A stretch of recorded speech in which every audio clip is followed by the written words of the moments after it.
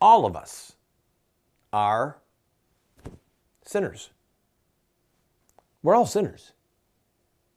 Think of King David, a man after God's own heart who committed murder, used the sword of his enemy to kill Uriah the Hittite, and then committed adultery with Bathsheba, took her as his wife. That was bad. It was really bad. Think of St. Peter, okay, the guy with the keys to the kingdom. He was with Jesus for 3 years plus. I'll never deny you. Then he denies with cursing and swearing. Denies to the Lord. Jesus, the one thing that Jesus said was going to get you in real trouble was, if you deny me before men, I'll deny you before my Father and the angels of heaven. Peter did it. Okay? But these were good men. Randall, what's your point? We're all sinners. Good people can do bad things. Okay? But there are some people who they are what the Bible calls evil doers. They're not a David who sins and says, oh my God, what have I done? Lord, have mercy upon me. Lord, have mercy upon me through my fault, through my most grievous fault. That's not what we're talking about. We're talking about somebody who runs a brothel, somebody who is an abortionist, a serial murderer, somebody, fill in the blank, okay? Fill in the blank. And that's what we're dealing with certain politicians. We're dealing with evildoers. We're dealing with, for example, Hillary Clinton, okay? God save the Christian. God forgive the Christian. God save us, please, whose mind is so messed up that they think that they can vote for someone like that for office. What are you talking about? Listen, if Hillary says she's going to keep killing babies, and you vote for her, you're giving her the power to keep killing babies. You're an accessory to her killing children. So, Hillary Clinton, to come back on point, Hillary Clinton is what the Bible calls an evil doer. All right?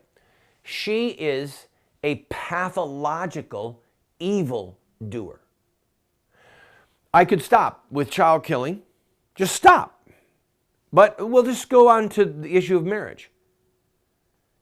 Of the two sins that cry to God for vengeance, or rather of the four sins in the scriptures that cry to God for vengeance, the first two, the top two, are shedding of innocent blood and homosexual behavior. Okay? Those are the two sins that cry to God. God hasn't changed.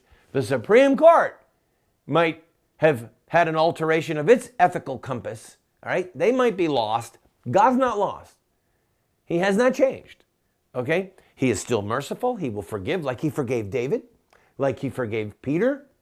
David got to still be king, and Solomon, his son, reigned after him. The second child of Bathsheba. Talk about redemption. Peter got to still be the leader of the church. Peter, do you love me? Yes, feed my sheep, feed my lambs, feed my sheep. That's redemption. That's forgiveness. Right? So we're not talking about whether or not somebody can be forgiven. We're talking about whether or not somebody is in continual, open defiance of God, who rejects the commandments of God. That's what we're talking about. That's what we're talking about with Hillary Clinton. And she, again, Donald Trump got it right. Oh, pro-lifers, oh, Christians. Donald Trump's the only candidate in this entire election cycle that got it right and said you have to have a criminal punishment for a woman who kills her baby when it's illegal again. He got it right. Hillary, on the other hand, is saying, this is a war on women. I will protect the right to choose. That means that's code language for I will continue to shed blood. Okay? Continue to shed blood. She is what the Bible calls an evildoer. And God save, God forgive, God wake up the Christian who thinks that they can vote for her with a clean conscience. And oh, by the way, did you catch the news? I don't know if it's rumor mongering or not. I don't think it is. I hope it's not. But the news that Hillary had several of her own children killed, several abortions, according to the testimony of one of Bill Clinton's girlfriends. He told her. I don't think she's lying. He might have been lying to her. I don't think she's lying. She has no reason to lie. Look at Hillary Clinton and understand the difference between a Jezebel in the Bible, a Jezebel and a David.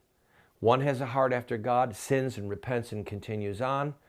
Jezebel is in open defiance of God, tries to kill the prophets of God, and ultimately brings all of Israel, as a part of bringing Israel under the judgment of God, and she is judged by God. Trust me, you can get behind a David. You better not get behind a Jezebel.